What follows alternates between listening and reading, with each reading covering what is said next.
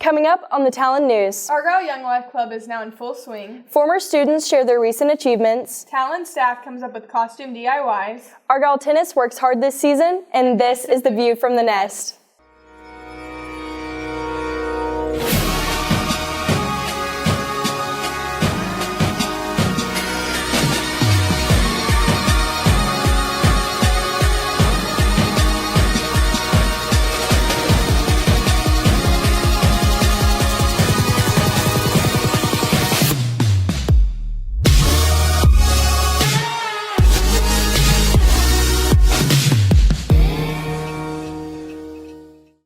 Hey Eagles, welcome to the Talon's broadcast. I'm Campbell Wilmot. And I'm Hannah Wood. In the last couple of years, YoungLife Club has grown throughout Argyle, making a difference in many students' lives. Sloan Dial and Riley Hawk give us the inside scoop. Argyle's Young Life works alongside the community and schools to bring together adults who help introduce faith to kids. We talked to some adult and student leaders who help make these things happen. Young Life is an organization that's been up and running for about 18 years in Argyle. Their main goal is to make a difference in the lives of kids and adults around our town. Young Life is a place where kids can feel welcomed, where kids may not feel comfortable walking to a church, but they're welcomed by Young Life leaders that love Jesus and want to tell kids about Christ.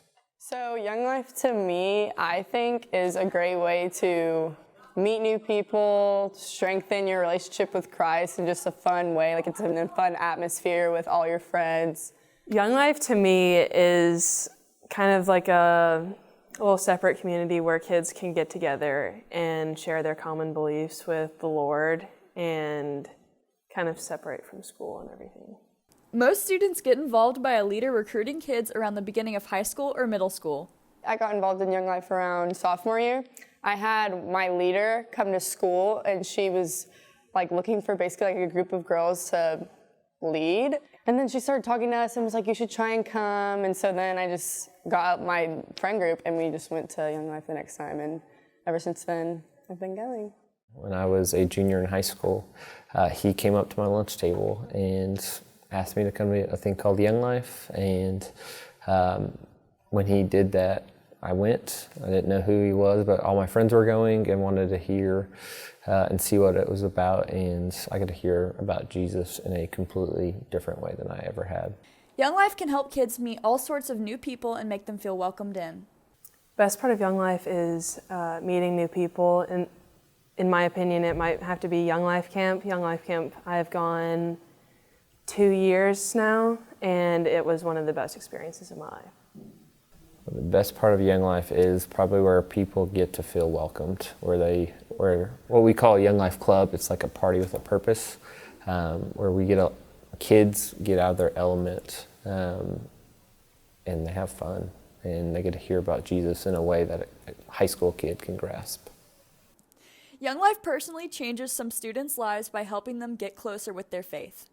Being a part of Young Life has changed me with furthering my relationship with God, and has brought a lot of great people into my life.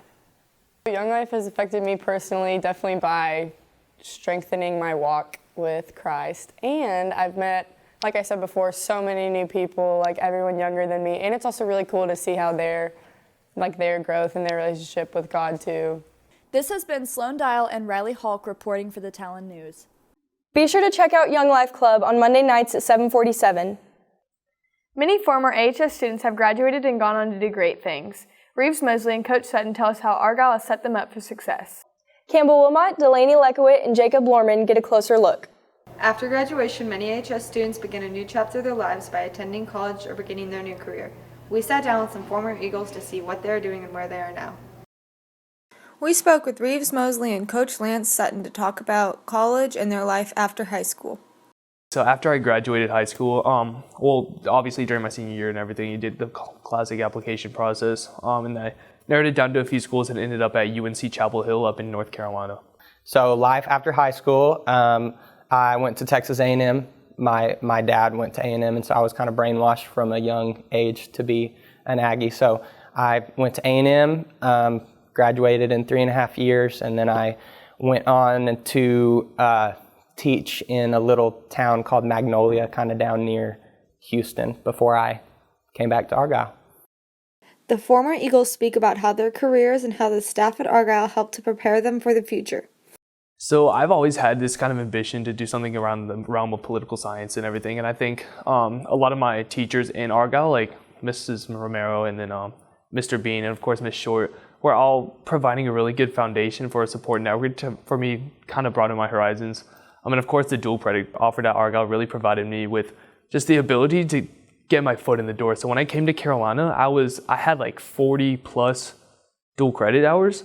So I was technically, as a freshman, I was a second semester sophomore. So I could kind of underload and double major with a minor while I was not kind of, taking too aggressive amounts of coursework.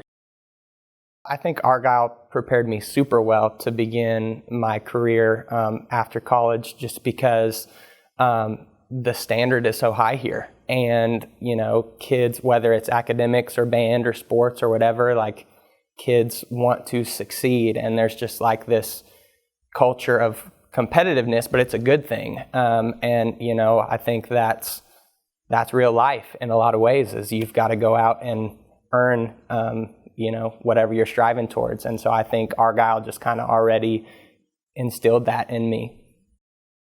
Mosley talks about his first experiences with politics after attending high school. So the first politician I ever worked for was Senator Marco Rubio's presidential campaign in 2016. And then after that, I worked for Hillary Clinton's presidential campaign in 2016 too. In the general election, I worked a few phone banks.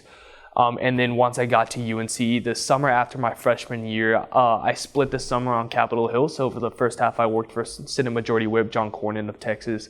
And then the second half, I worked for Congressman Michael Burgess, who's actually our representative of the 26th district. And then this past summer, I actually had the opportunity before I went abroad to work for Congressman Dan Crenshaw of Houston.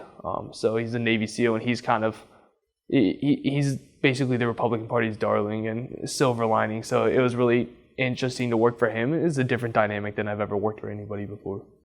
Coach Sutton also expresses his experiences of working alongside his mom, Miss Sutton. Working with my mom as part of the staff is awesome. I love it.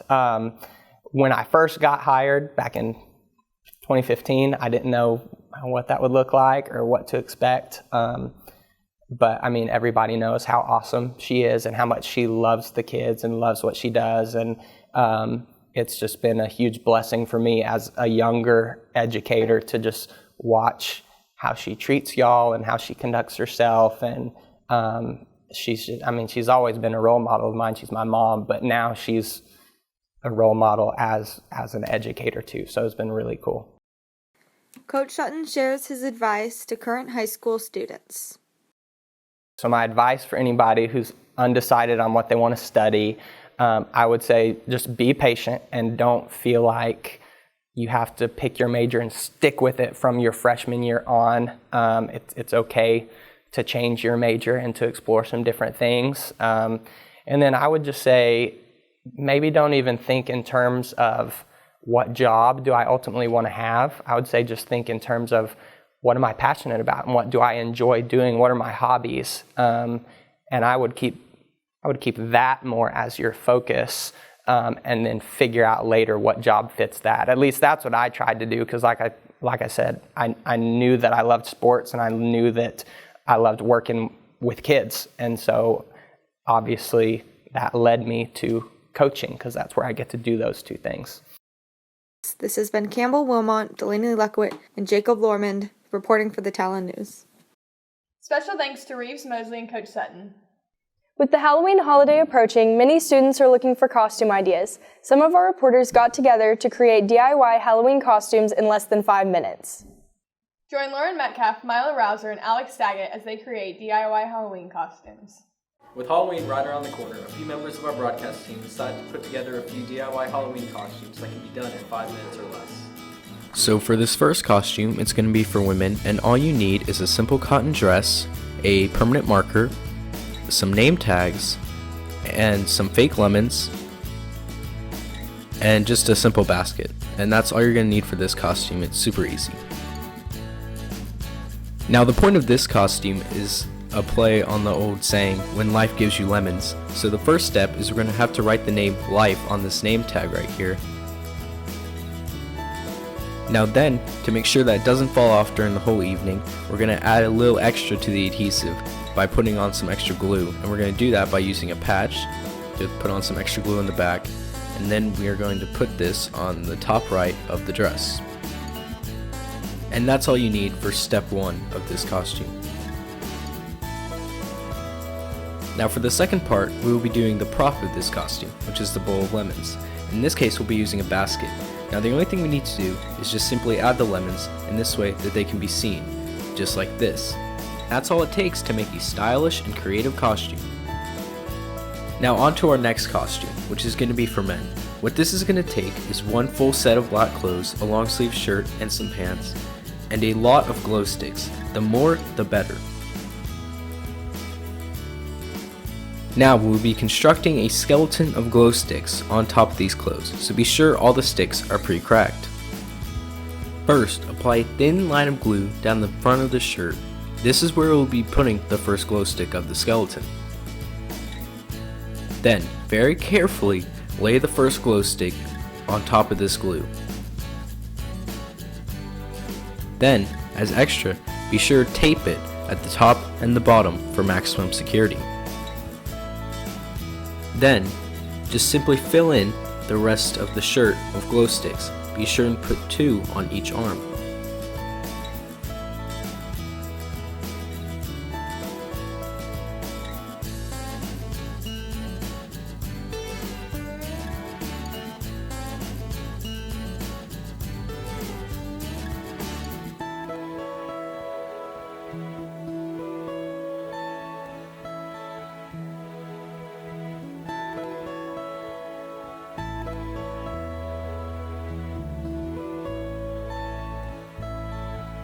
Then, we move on to the pants part of the costume.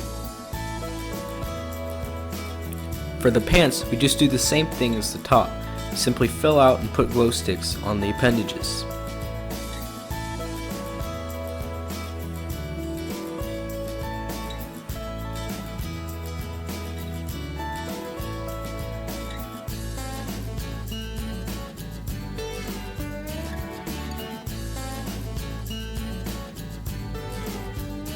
Then, to finish out this costume, we add some of the glow sticks to the mask, and this will actually complete the costume, and now it is good to go.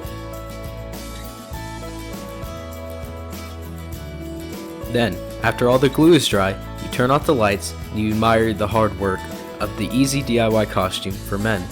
This has been Lauren Metcalf, Alex Daggett, and Milo Rouser reporting for the Talon News.